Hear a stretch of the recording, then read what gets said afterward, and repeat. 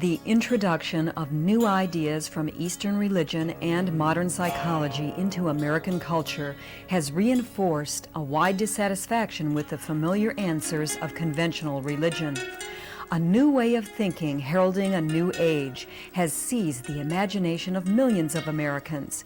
Its hero teachers are Carl Jung and Joseph Campbell. Unlike the old religions, it opts for the affirmation of personal freedom and human power. Let's turn now to our lecturer, Sherwin Wine, for a discussion of New Age thinking. There are four distinct questions. They're not necessarily related, but people, when they ask the question, does life have any meaning, are generally referring to these four issues. The first, do I live in a world in which I get what I deserve? That is, do I live in a world of moral justice?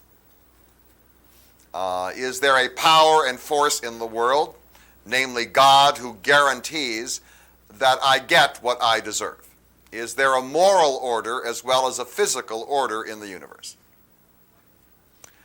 The second question that people ask often is, what is my assignment?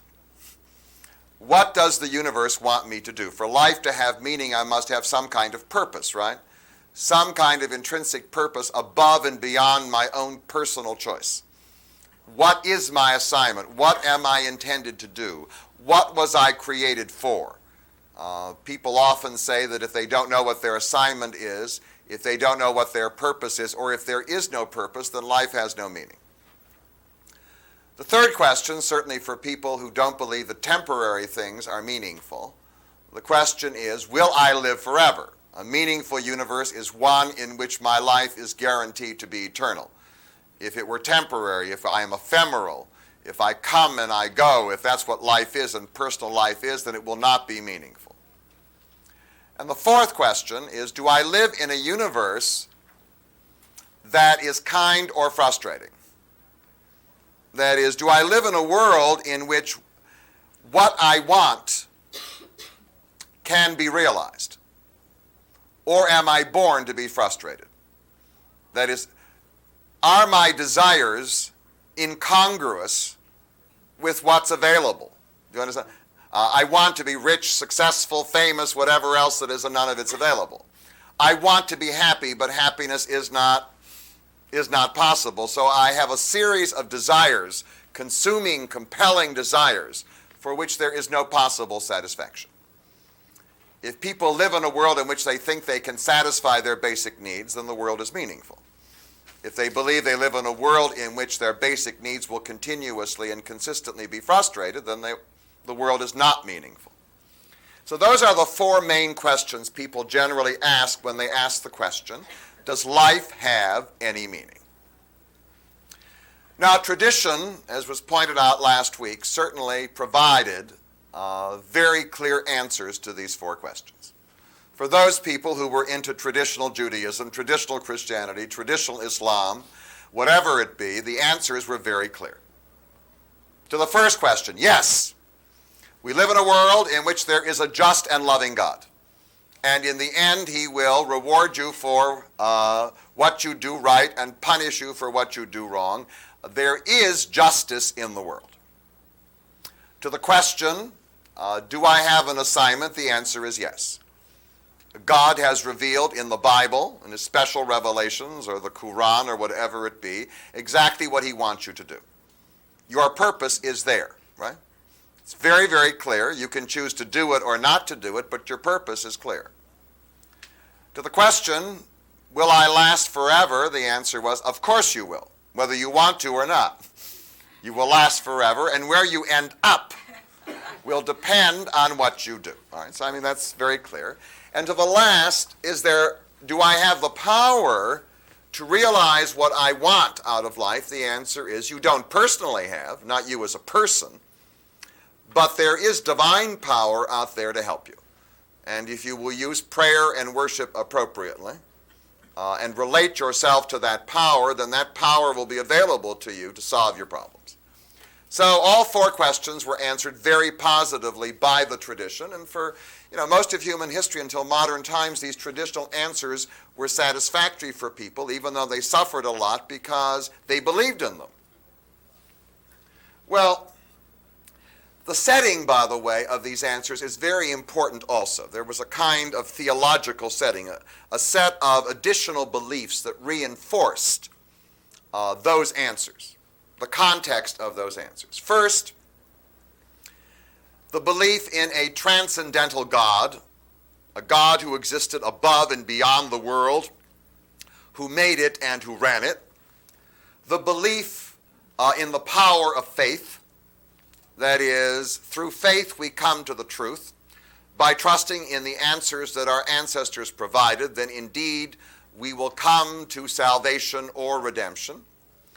The belief that there were certain truths that were eternal and irrefutable.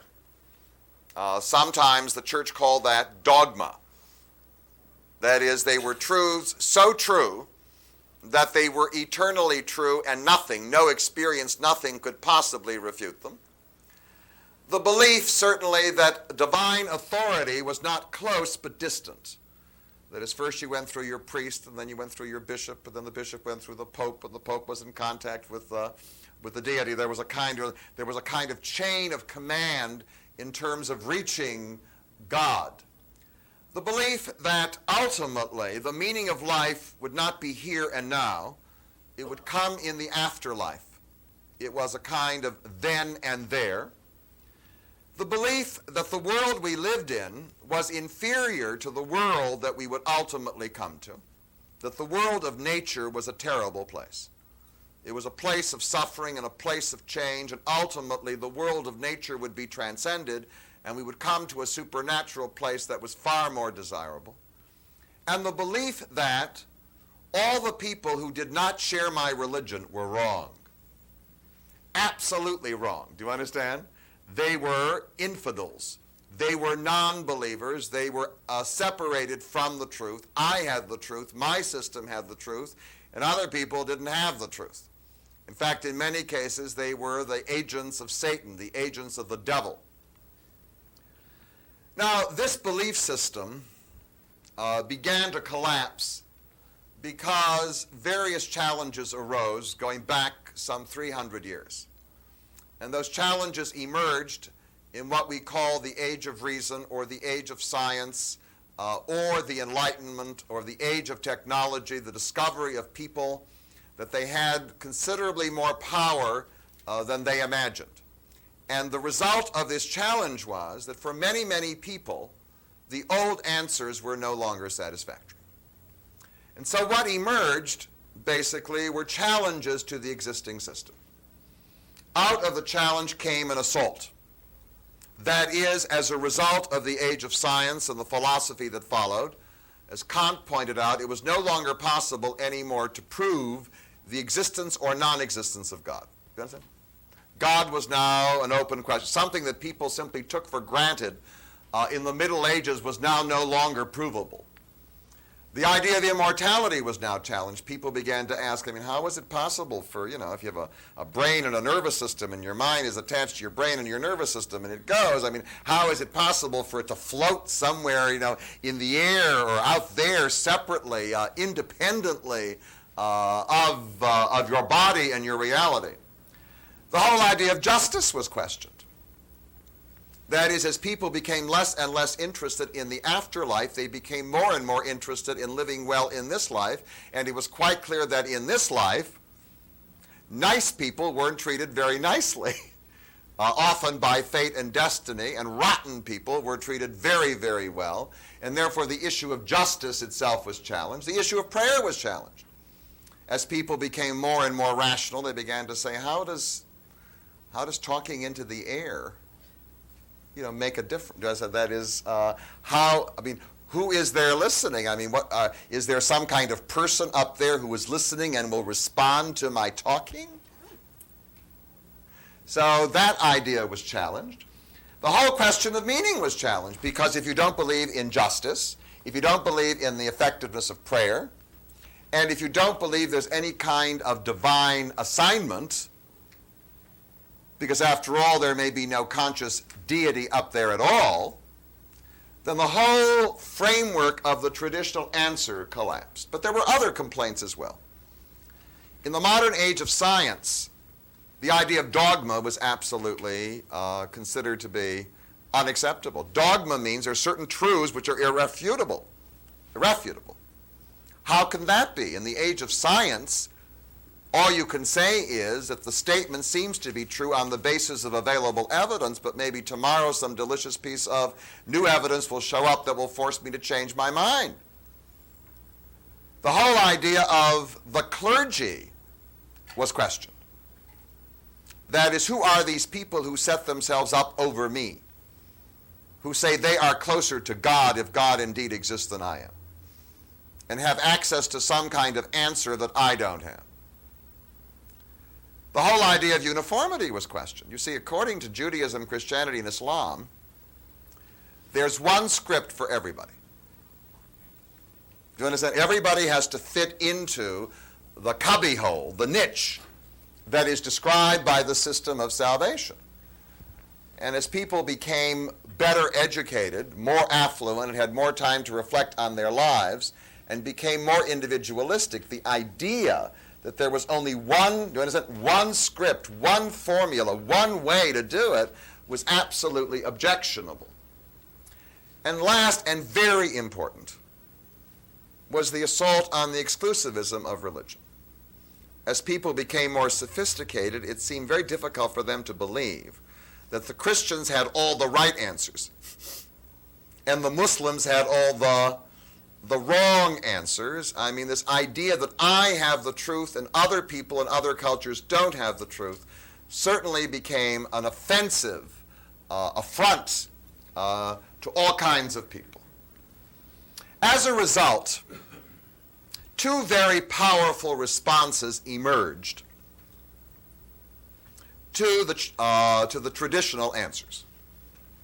And they shouldn't be confused because each has produced different movements. They are both non-traditional. They both don't find traditional answers acceptable. But they are mutually incompatible. That is, between themselves they disagree violently too. That is, they both agree that they're not traditional. But they disagree as to how to respond to the absence of belief in traditional answers. One response is called rationalism, and the other is called philosophically romanticism.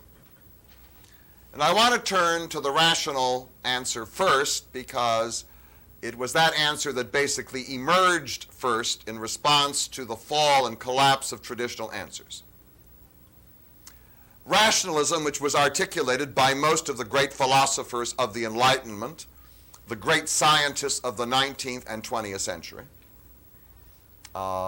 rationalism proposed the following principles in response to the traditional answers.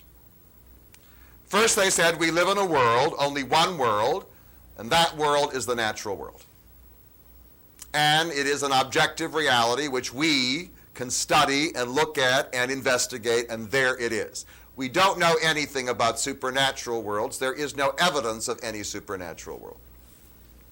Two, the best way to discover what the nature of the world is not through faith.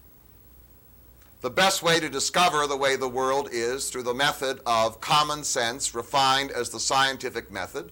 We call it the empirical method. You observe, you make a hypothesis, you figure out what evidence you need to back up the hypothesis you need. You go out to look for the evidence. If you find it, the hypothesis is true, right? If you don't find it, then it's false. And if you don't find enough evidence, then you find some but not enough, then maybe it's perhaps and maybe.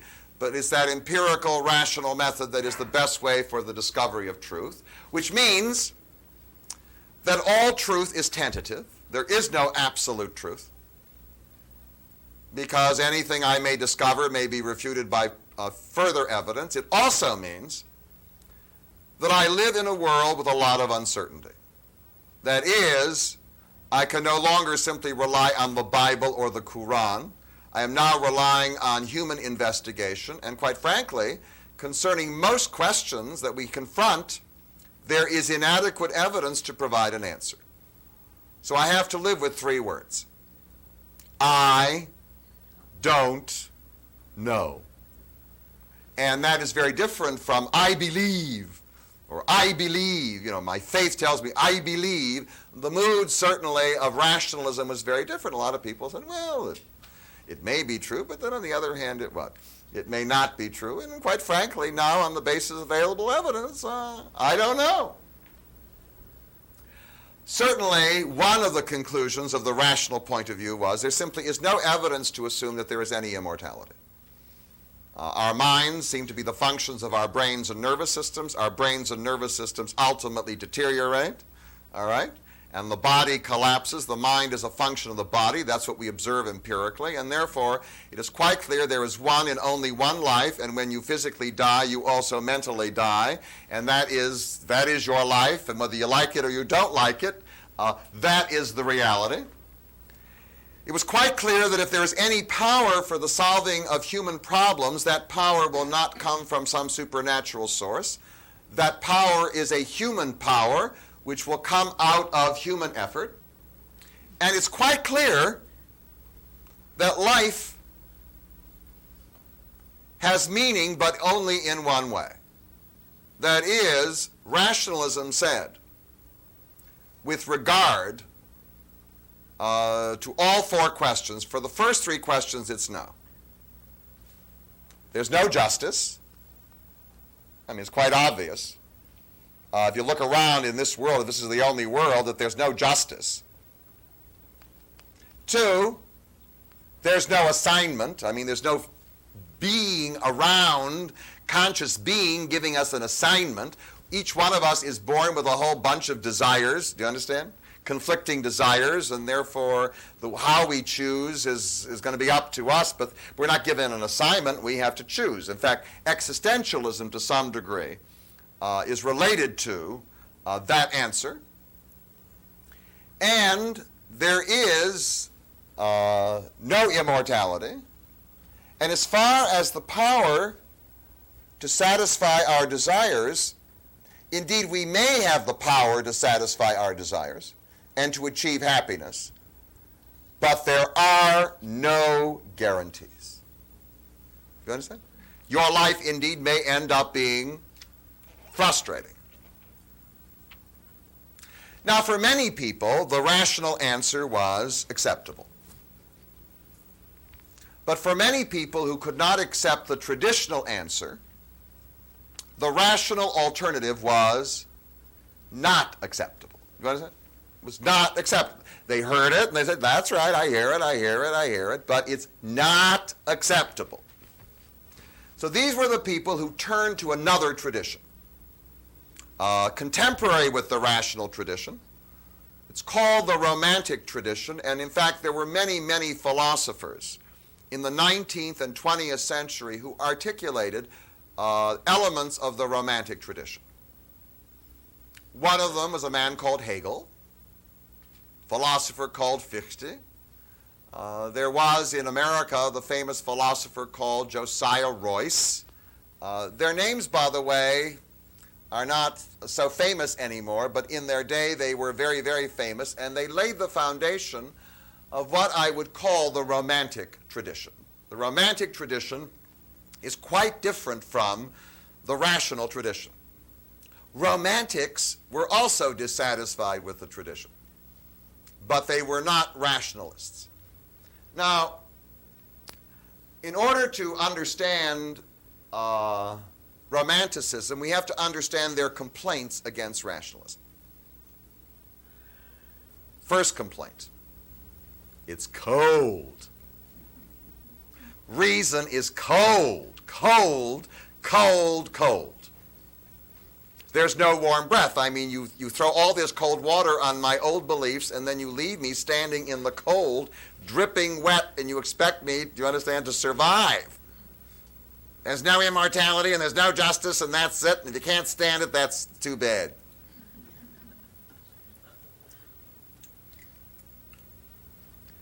It's the uncertainty. You say, well, if you were strong, you'd be able to live with I don't know. Well, quite frankly, I don't like I don't know. I want to know, and it's fine, so I sit around saying I don't know. But that's not a satisfactory answer for me. I mean, it's emotionally not satisfactory. I want to know. I want to know some of the answers to these things. Don't tell me, well, you're going to have to wait 3 million years. I'm not going to be around 3 million years from now to find out the answer. One of the responses was, well, you may say that I'm mortal, but I don't want to be mortal. That is, to tell me that I have one life to lead and that's it and fine. All right, so there isn't a heaven or hell, but maybe there's got to be some other kind of alternative other than simply my brain and nervous system deteriorate and that's it. There were those who said, you know, the problem with the rational answer is there's no spirituality to it. It leaves me so disconnected. All it says is I live in a world in which the forces out there don't give a damn whether I live or die. Well, that's very nerve-wracking. I don't feel connected. Spirituality means that I feel connected somehow with all the things in the universe, and the rational answer doesn't give me that sense of connectedness. And not only that, we got rid of the clergy, but now we got a new set of tyrants. They're called scientists. And in fact, they tell us they know the truth. And in fact, it's very difficult to understand what they're talking about most of the time. So now the clergy have been replaced by the academics in the university, who are now either physical scientists, natural scientists, social scientists, whatever else it is. They analyze me, dissect me. Do you understand?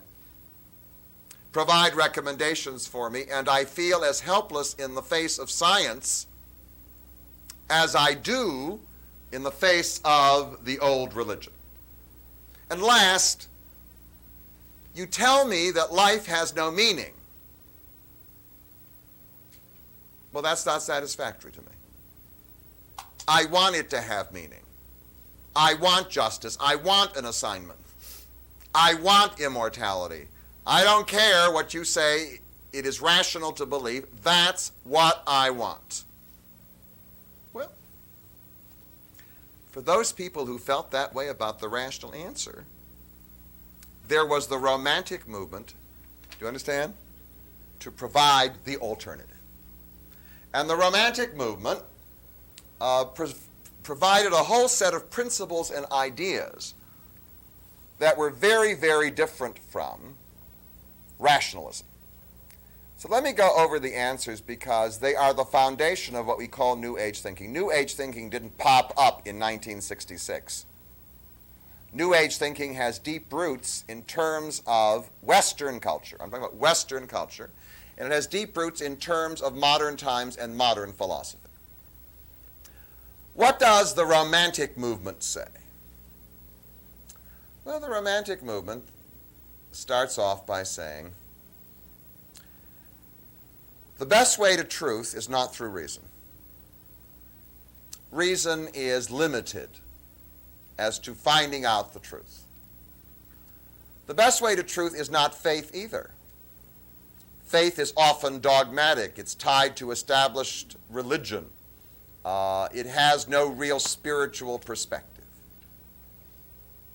The best way to discover the truth is to rely on your own intuitions. Trust yourself. Don't trust your priest. Don't trust your rabbi. Don't trust your scientist.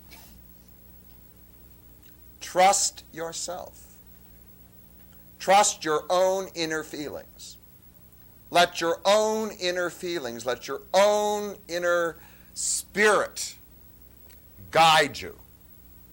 Pay attention to how you feel, not how other people want you to feel. You don't start with the holy book. You don't start with the scientific hypothesis. You start with you and your feelings. Well, that's already a little more romantic than the others. The Romantic movement said, there is no one way of looking at reality.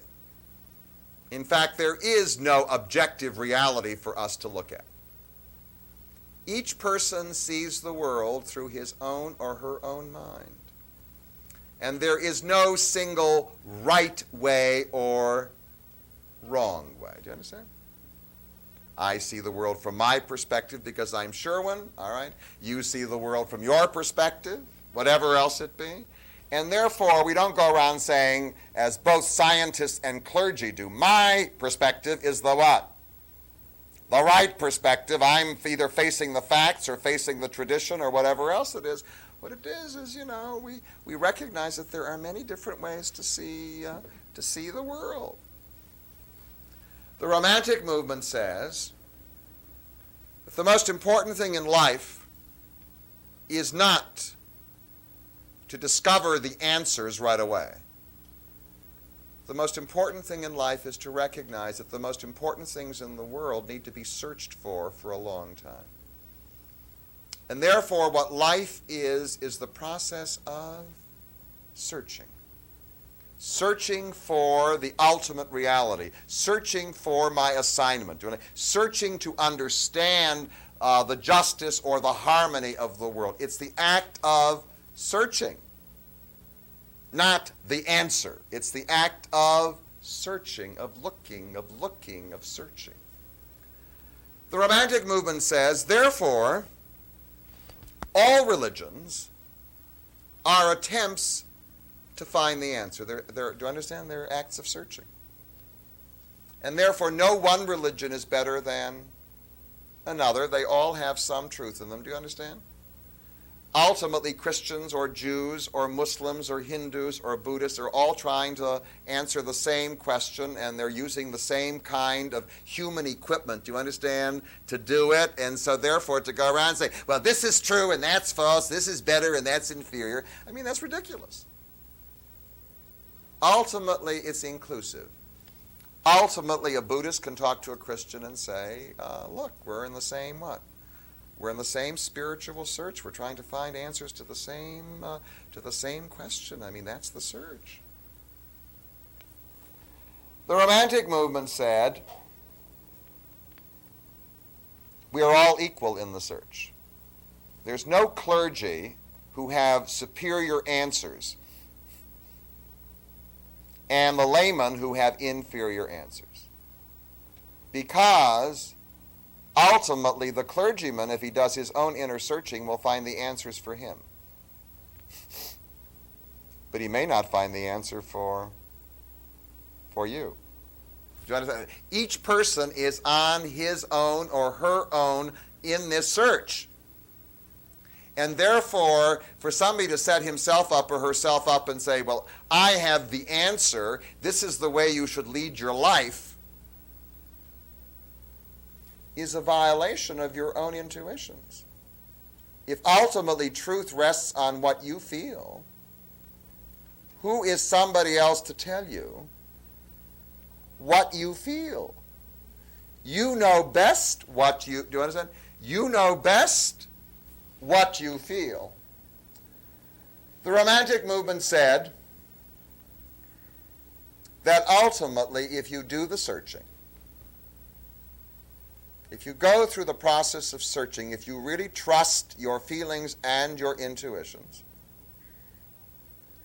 you will find or you will discover that in the end, behind what seems to be a disordered and unjust world, your intuitions and your inner feelings will lead you to the discovery that behind it all, do you understand? There is an order. There is a moral order which ultimately, once experienced, provides meaning for life. But it doesn't come easy. Do you understand? You have to work hard, and how you will perceive it will be from your own perspective. Do you understand? It won't be necessarily from somebody else's perspective. The Romantic movement said, God is not something out there in the supernatural world. That's what the traditional answer said. Out there. Beyond the universe. God is the universe. God is nature. Do you understand? And therefore, if we go looking for God way out there, then obviously it will be hard to find him or to prove his existence. The issue is to train ourselves sensitively to use our feelings to discover what?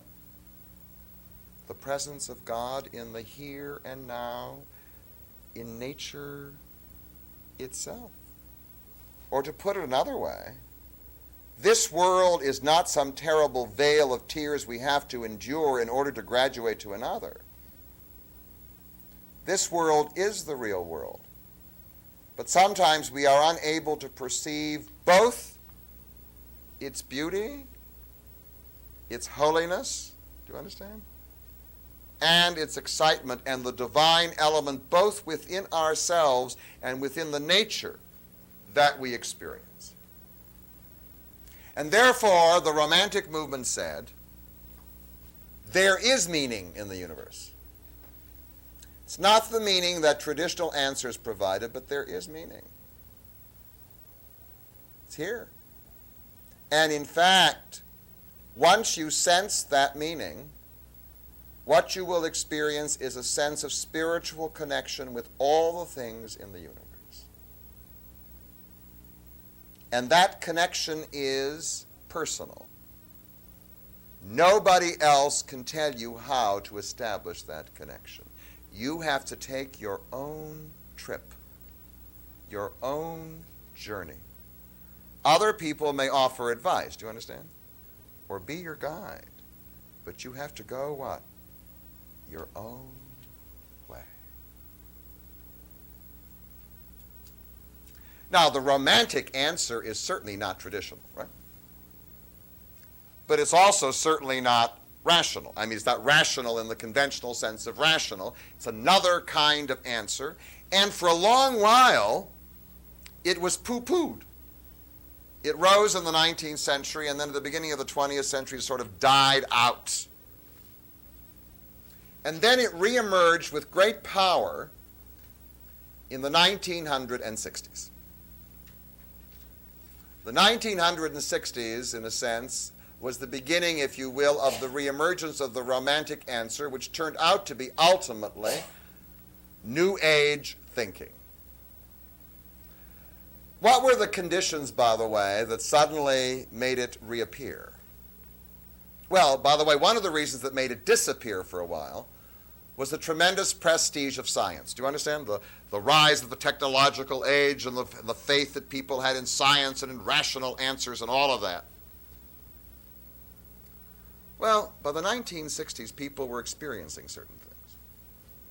One of the things they were experiencing was enormous disillusionment with the world of science. That is, science, many people thought, had enabled two enormous world wars, do you understand, to transpire. And in fact, for many people who lived very comfortably in an affluent world and were not happy, it was quite clear that science was not enough. The second was that there arose in society a very strong anti-rationalist movement, and it arose out of a democratic society. By the way, most people in our society can neither read nor understand, do you understand? Most of what science says. I mean, it's like it's arcane. I mean, it's impenetrable. And therefore, what was happening was that thousands and thousands of people were feeling left out from that world.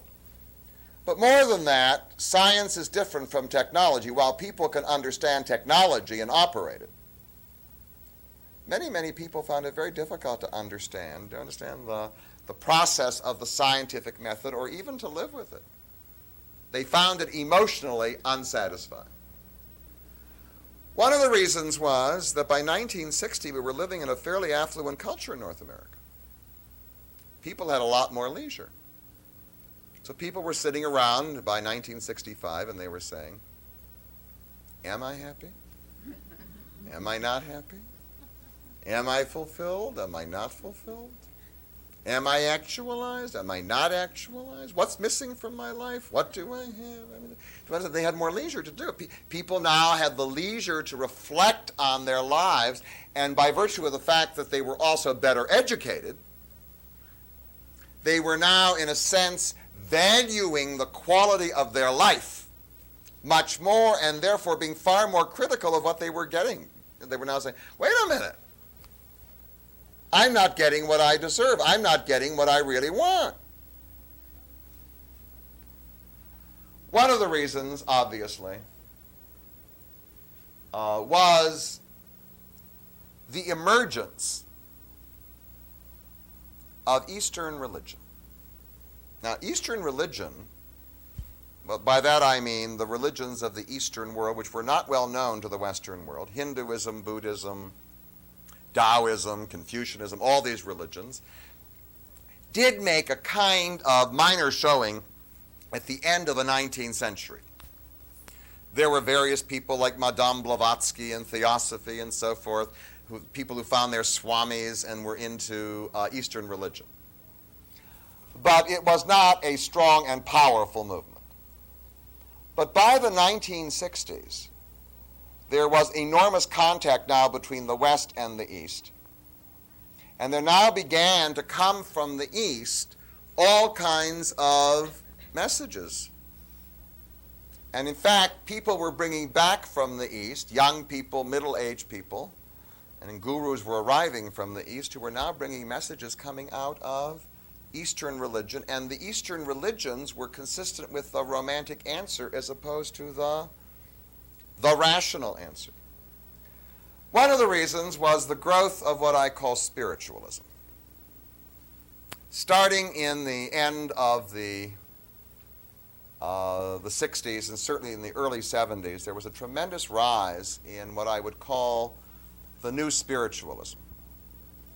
And that was prompted by, to some degree, by the fact that people who could no longer believe in traditional answers were looking for some kind of religious answer other than rationalism. So all of a sudden we found there were people living in our neighborhood who believed in reincarnation. People living in our neighborhood who believed in astrology, and everybody was running around asking, what's your sign? Are you Capricorn? Are you Aquarius? Are you Virgo? What's your sign? We were finding people now who were going to weekend marathons to discover how much power their mind had. Remember Silva mind control, how powerful that was? I mean, all these people, all of a sudden there were all these movements running around. Ultimately, the thing expanded and expanded until in recent years, of course, we have Shirley MacLaine and channeling and all these things. Right? And not only that, people participating in them who 40 or 50 years before wouldn't have been caught dead sitting in any of these sessions. All of it was part of what we call the crisis of meaning. Meaning, the old traditional answers have collapsed for enormous numbers of people. The rational answers that emerged are not emotionally satisfying. And so people were now searching for some way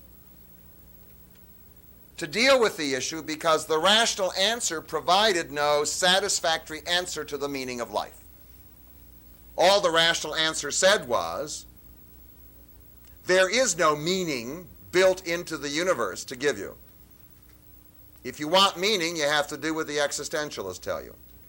Create your own. Well, that's burdensome. People still wanted what? They want to find meaning. They want to find justice. They want to find their assignment. They want to find their immortality. They want to find the power that would enable them to achieve their happiness. So out of it all came New Age thinking. I want to talk about New Age thinking. New Age thinking is not an organized movement in the way the Roman Catholic Church is an organized movement. New Age thinking's success lies in the fact that it's essentially disorganized and decentralized. But it's a whole series of answers that come out of the Romantic movement and build on that Romantic movement. In fact, the heart of New Age thinking is not an institution. In fact, most people who are attached to New Age thinking don't belong to a church called the New Age Church. In fact, they're deeply suspicious often of institutional religion. They're deeply suspicious of ministers, priests, and rabbis who tell you what to believe and what to do. The basic institution of New Age thinking is something very relaxed and spontaneous. It's called the weekend marathon. That's what people are in. New Age thinking, guru arrives, you understand? A person arrives, philosopher arrives. You don't have to join the organization, sign up for life. You what? You show up for a weekend, an intensive weekend. And by the way, all over America now, there are thousands and thousands of these weekends in which New Age thinkers, do you understand, now appear. And people pay from $500 to $1,000 to experience the weekend because for them, in their unstructured lives, that is searching for meaning, that's wonderful. It's better to go to an intensive weekend where you get some answers or begin the search than to sign up for an institution where you pay dues year after year and after year after year after year and you don't get anything. So New Age thinking is very loose. It's a whole new structure. I mean, the Roman Catholic Church isn't a series of weekend marathons. It's an institution with the clergy. You know, New Age thinking flows, and I mean, it's decentralized and spontaneous and in every way. All right, fine. Now it has some what I call stars that show up for weekend marathons. There's Larry LaShawn, who is the psychologist who talks about alternative realities and alternative ways of thinking. There was Jean Houston. In fact, very early in the history of the Center for New Thinking, going back to 1977, we had Jean Houston come here. She was one of the stars. One of the stars, of course, was Norman Cousins, who came out of what I call the rational world and moved sort of onto the edge of New Age thinking. With his book, Anatomy of an Illness, and then ultimately the last one, Head First, just before he died. And certainly the most important guru of New Age thinking was a man called Joseph Campbell. I mean, a relatively unknown professor of mythology until Bill Moyers interviewed him, right? And then he came out, and all of a sudden, he got on that television and 6 interviews, and all of a sudden, he became the hero of New Age thinking. And why was he successful? Because the people who listened to him, many of whom, or most of whom, were identified with conventional religious institutions and were unhappy or dissatisfied in some way, who'd been listening also to the rational answers for a long time, listened to him and found that he was saying something to them that really clicked. Do you understand? All of a sudden, somebody was saying something to them that provided them with the answer to the question, what is the meaning of life? Well, what I'd like to do now is to present you with what I consider to be the basic principles of New Age thinking. Now, what I'm doing, by the way, is I'm trying to do a composite.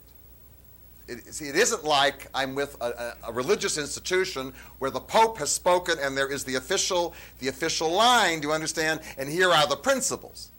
I'm dealing with weekend marathons. No, I'm dealing with the world that's flowing with guru after guru and philosopher, I mean, the whole thing. So to find out the party line is what? Very difficult. All I can do is to say there seems to be within it all a certain set of shared principles, okay? That sort of define this more or less amorphous movement. Very powerful, because as Nesbitt said in Megatrends 2000, it is the fastest growing religion in America.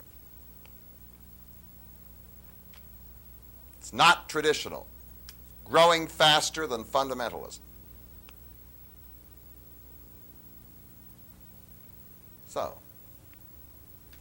what does it say? Well, what I'm going to do is I've got here a few books. I've got Joseph Campbell, I've got Norman Cousins, I've got Carl Gustav Jung, who certainly is one of the primary influences on New Age thinking.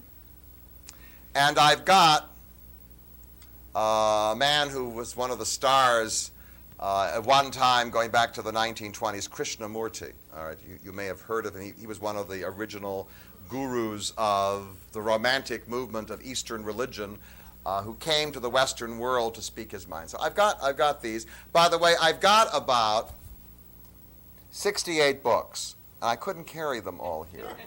And we don't have the time, do you understand, to hear them all. So I picked the ones that I thought were the best because, I'm dealing with all this amorphous world of all these people, so I'm trying to put it together and say, what are the basic ideas? And the answers are, historically, very, very different from the rational answer. They're built on the Romantic movement. And if you got the feel, the Romantic movement, then you can understand New Age thinking. Principle number 1.